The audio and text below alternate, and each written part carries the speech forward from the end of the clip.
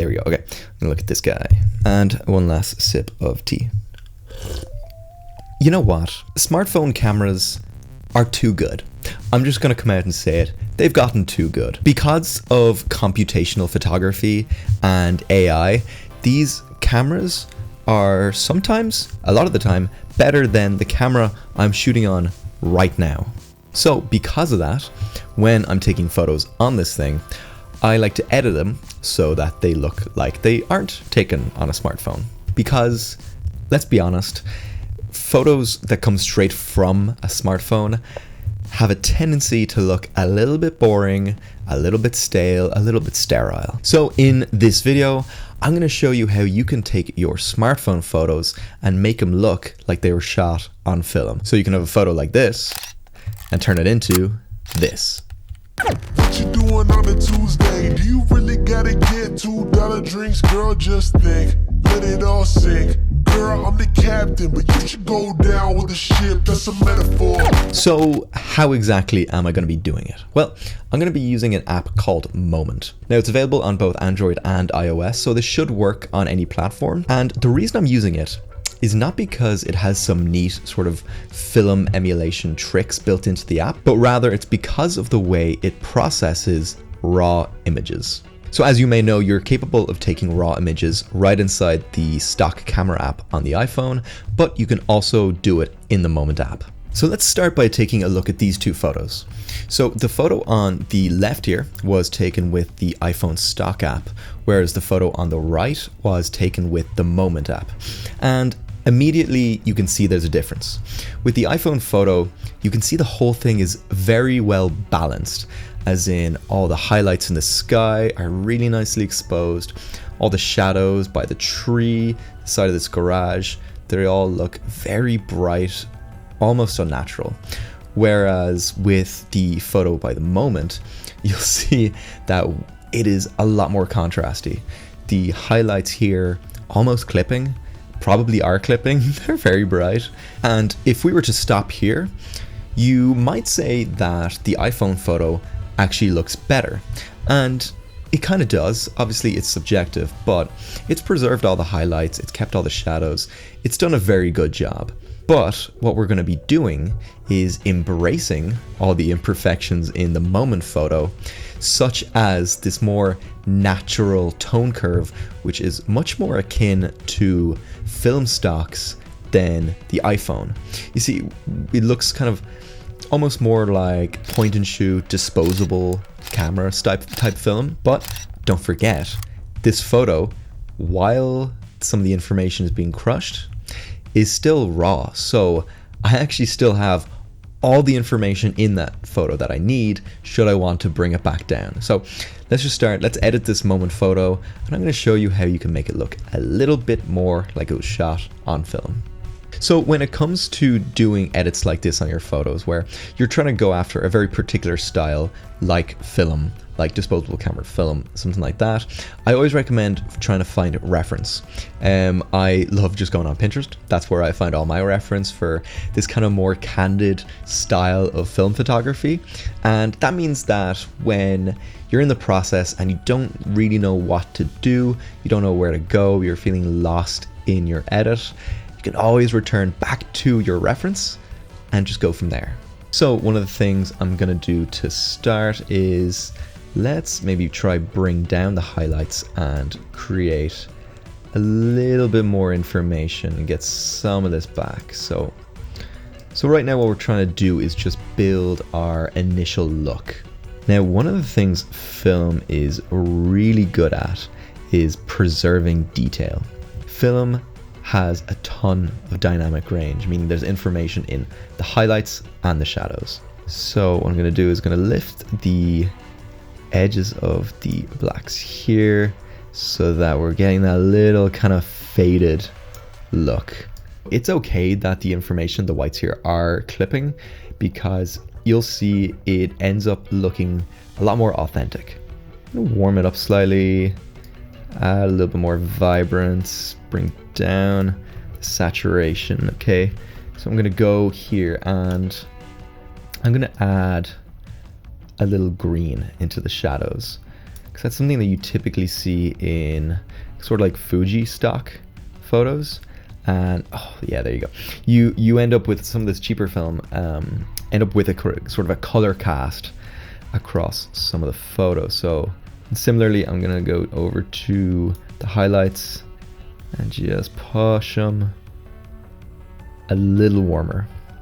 So one of the things we can do is we can actually bring down the clarity on some of these images, because you'll see it's just sort of smoothens things out. And one of the things about film is that it can be detailed, but also not particularly sharp.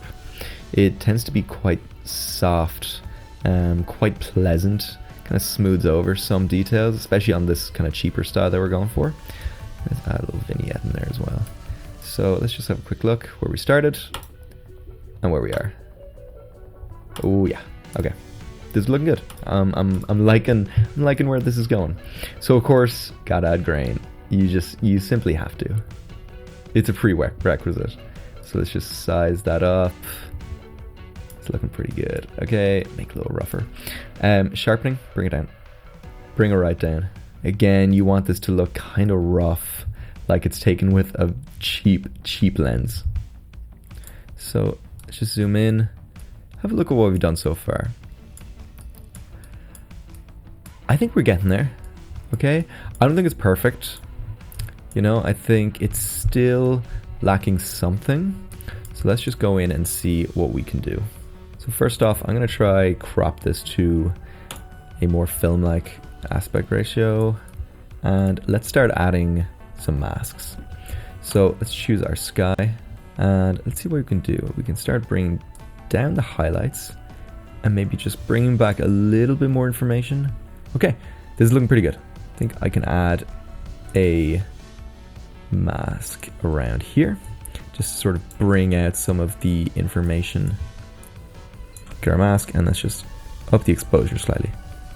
So let's have do a little back and forth. That's where we started, where we are now. Where we started, where we are now. And you know, there's no right way to do this. Obviously it's all just taste. I'm just kind of showing you how you can go about doing it and why. Oh, okay, that's looking nice. And why I do things this certain way. Yeah, it's create a little more contrast. Okay, that's nice. Maybe make that a little there. I'm thinking now the sky is almost like not, it's like too bright, right? Or not bright enough. So let's actually just push the exposure a little bit. And I think that's looking pretty good. Again, just feel it out. There's no right way to do this. You may not like how I'm doing it or how this looks, but take what I'm showing you, apply it to how you do it, and just do it your own way. But you know what? That's all right. It's okay. I'm pretty happy with that. Like, I don't think this really screams smartphone photo right now anyway. You know, I think we've really taken down the harshness a lot, added in some imperfections. Let's add more grain. When in doubt, right? When in doubt, just add grain. That's nice. Maybe I'll bring down the roughness, but that's looking pretty good. Okay, let's leave that there. Let's move on to the next one.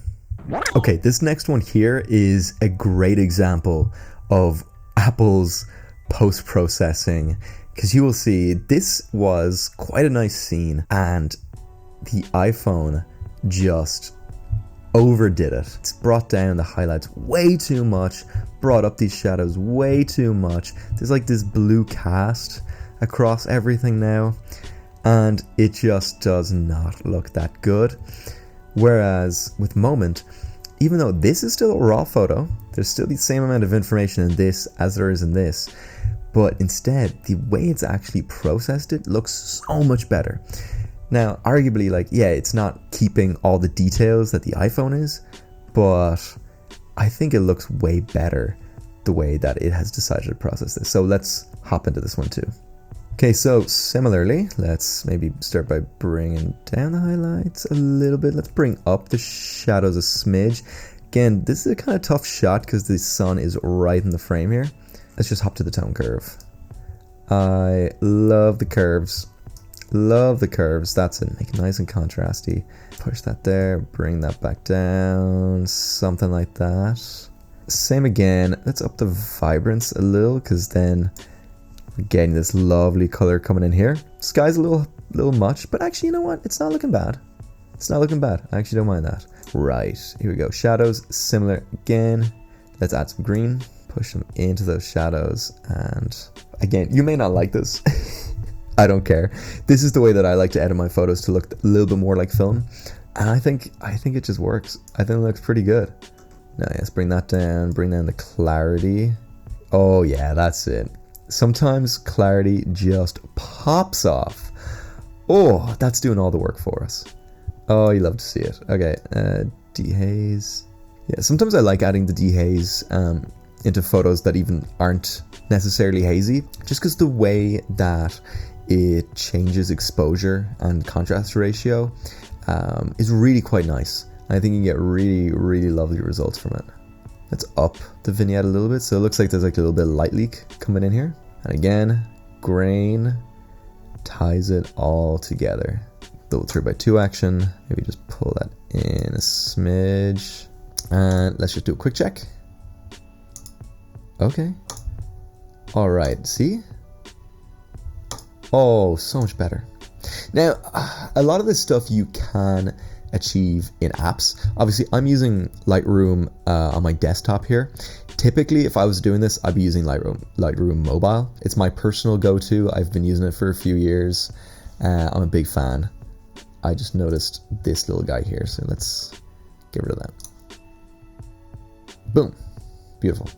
And we end up with something looking pretty nice. I'm quite happy with how this is turning out. But as good as Lightroom is, it can only get you so far. So let's take the photos that we've edited right now, and let's take them into Resolve.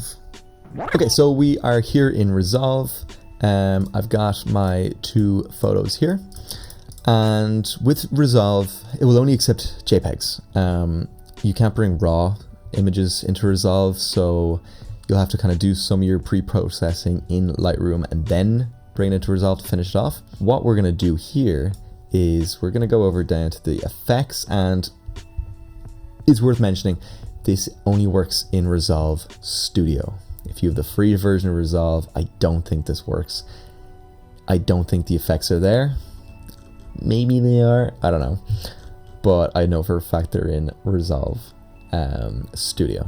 So first off is halation. And halation is a beautiful thing. And you can see it at work already. So I'm just gonna, you can see it zoomed in here, and I'm gonna Control D. And look what it's doing. That looks sick. That looks great. Oh my goodness. Wow. Wow. Basically what it does is, oh my god, I don't even have to change anything. Oh goodness.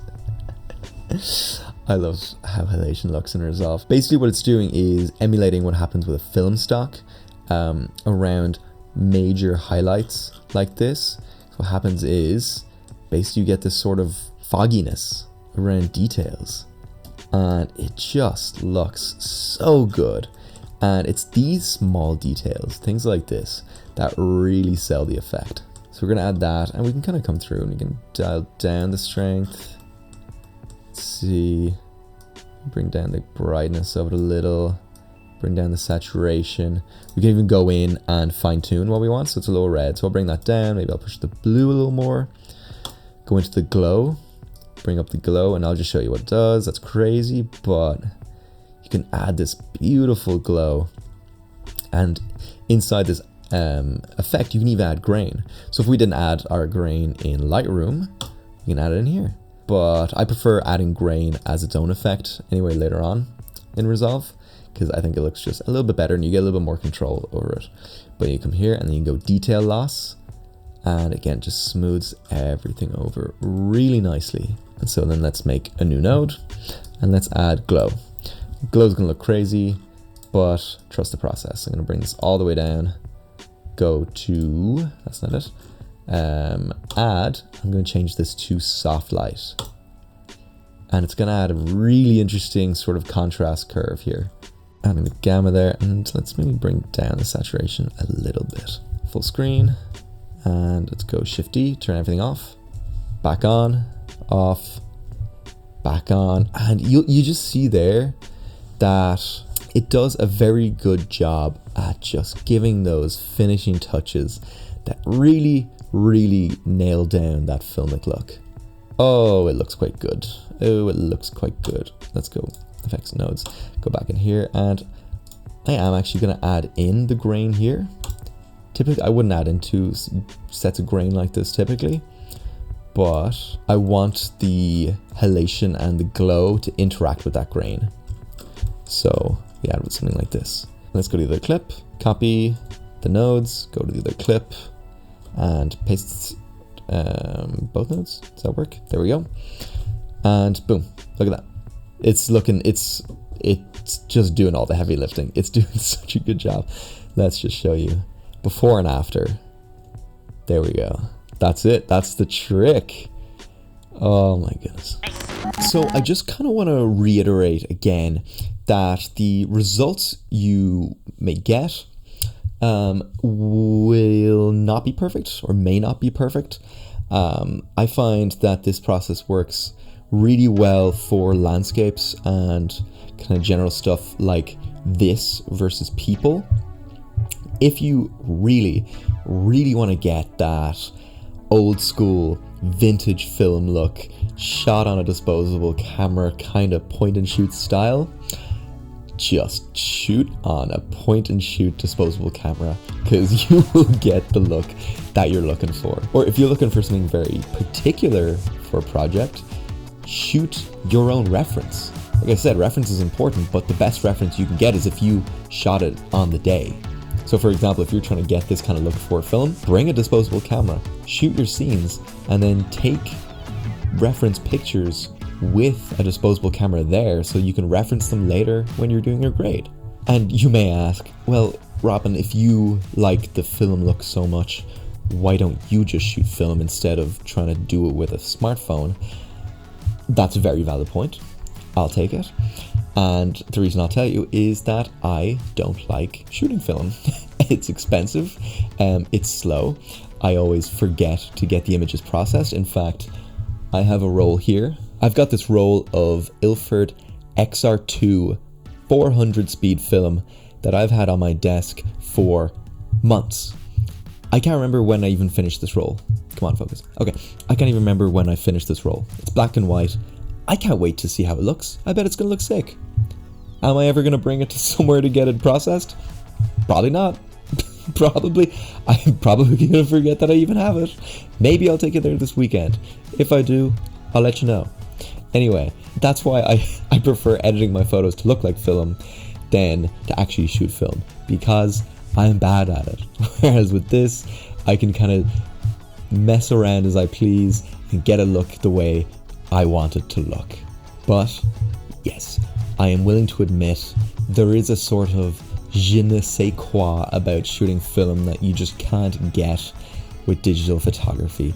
There is just something to the organic nature of shooting film. The fact that when you hit that shutter, there is a chemical process happening. There's silver halide being hit by light photons, and there's something else going on, and then you take it somewhere where other people do things and make it look and actually have other chemical processes, and digital cannot replicate that. So while it doesn't have the exact same feeling as film, one of the things I love about this process in particular with using the Moment app is the fact that we are embracing the imperfections of that app. The fact that the processed RAW comes out looking a little bit more contrasty in comparison to the iPhone RAW actually turns out to be in the app's benefit. It actually turns out to be the thing that pushes it across the line to look more like film. So where I think that's kind of beautiful is the fact that we do the same with film, where we embrace the imperfections, we embrace the grain, we embrace the halation. It's what we put into these images here, these ones, to make it look more like film, because those are the aspects of film that we've come to love. that is just something about this process that I absolutely love. It's the embracing the imperfections. And, you know, there's something to be taken about that and something to learn about that in life. But okay, ramble and rant over. Thank you so much for checking this out. I really appreciate it. I really I'm glad if you've stuck along this far into the video. Well done. If you end up using anything from this video and you're posting it, tag me. I'd love to see it. I'd really love to. I'd love to see anything that you've done with something that you've learned from me. That would be such an honor to see. Again, thank you if you have enjoyed it. Like, subscribe, that kind of stuff. And let me know if there's anything you'd like to see me do. Any sort of apps you'd like me to check out, any sort of methods or something, or if you have an idea or have something that you would like to see me do, let me know in the comments. If you have any questions, comments, go ahead. Oh, recommendation, check out the show Shrinking. It's on Apple TV Plus. It stars Jason Segel, Harrison Ford, written by Jason Segel. So if you're a fan of him, obviously you'll like it. But it's also made with the same team behind Ted Lasso. So it has Bill Lawrence, who made Scrubs, which is a show I love. And this show, similarly, ton of heart, ton of soul, and it's just really funny. And it's great seeing Harrison Ford in a role where he looks like he might be enjoying himself. He's having a ton of fun. So anyway, check that out. I think it's all wrapped up now, and it is worth watching that. My name has been Robin, and I'll see you in the next one.